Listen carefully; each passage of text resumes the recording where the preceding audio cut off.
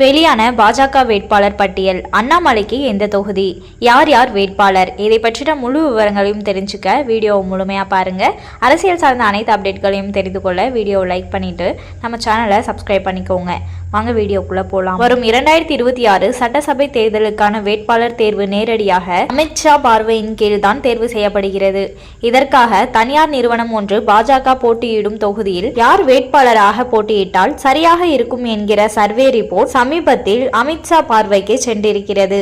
அதில் அதிமுக கூட்டணியில் பாஜக 40 தொகுதிகள் வரை போட்டியிட சீட் கேட்டுள்ளதாகவும் தற்பொழுது பாஜக 20 தொகுதிகளை தேர்வு செய்து அதற்கான வேட்பாளர்களையும் இறுதி செய்துள்ளதாக தகவல் வெளியாகியுள்ளது. மேலும் சென்னை தவிர்த்து மற்ற மாவட்டங்களில் உள்ள சட்டமன்ற தொகுதிகளிலும் எந்த சமூகம் அந்த தொகுதியில் பெரும்பான்மையாக இருக்கிறதோ அந்த சமூகத்தை சேர்ந்தவருக்கு வாய்ப்பு வழங்க வேண்டும் என அமித்ஷா முடிவு செய்துள்ளதாக கூறப்படுகிறது.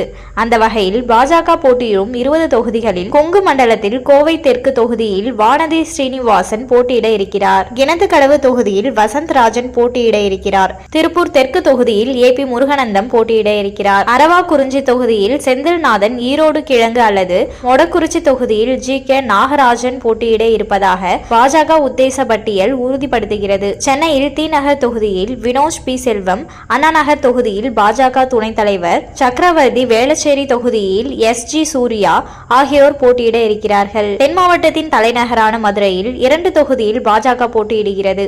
அதில் மதுரை தெற்கு தொகுதியில் பெரும்பான்மையாக இருக்கும் முக்குளத்தோர் சமூகத்தை சேர்ந்த ஒருவருக்கு போட்டியிட வாய்ப்பு வழங்கப்படும். அல்லது அந்த தொகுதியில் முக்குளத்தோர் சமூகத்திற்கு அடுத்தபடியாக இருக்கக்கூடிய சௌராஷ்டிரா சமூகத்தை சேர்ந்த முன்னாள் பாஜக மாவட்ட தலைவர் கே. ஸ்ரீனிவாசனுக்கு மதுரை தெற்கு தொகுதியில் போட்டியிட அதிக வாய்ப்பு உள்ளது என உறுதிப்படுத்துகிறது பாஜக உத்தேச பட்டியல். மதுரை வடக்கு தொகுதியில் பெரும்பான்மையாக இருக்கும் முக்குளத்தோர் சமூகத்தை சேர்ந்த பாஜக கூட்டணியில் அங்கம் வகிக்கும் திருமாறன் ஜி போட்டியிட இருக்கிறார் என உறுதிப்படுத்துகிறது உத்தேச பட்டியல். திருநெல்வேலி தொகுதியில் பாஜக மாநில தலைவர் நயினா நாகேந்திரன், நாங்குநேரி தொகுதியில் பெரும்பான்மையாக இருக்கக்கூடிய நாடார் சமூகத்தை சேர்ந்த தமிழிசை சவுந்தரராஜன், விளவங்கோடு தொகுதியில் விஜயதாரணி, நாகர்கோவில் தொகுதியில் அங்கே பெரும்பான்மையாக இருக்கக்கூடிய நாடார் சமூகத்தை சேர்ந்த எம்.ஆர். காந்தி போட்டியிட இருக்கிறார்.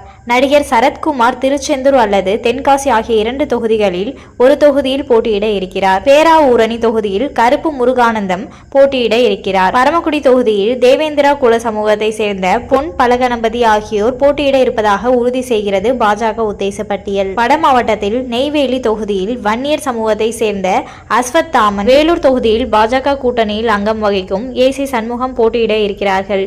கேவி குப்பம் தொகுதியில் பட்டியல் சமூகத்தை சேர்ந்த கார்த்தியனி, ராசிபுரம் தொகுதியில் பட்டியல் சமூகத்தை சேர்ந்த வி.பி. துரைசாமி ஆகியோர் போட்டியிட இருக்கிறார்கள் என உறுதிப்படுத்துகிறது உத்தேச பட்டியல். பாஜக முன்னாள் தலைவர் அண்ணாமலை தமிழகத்தில் எந்த தொகுதியில் போட்டியிட விரும்புகிறாரோ அந்த தொகுதியில் அவருக்கு சீட் கொடுக்க பாஜக தலைமை முடிவு செய்துள்ளது.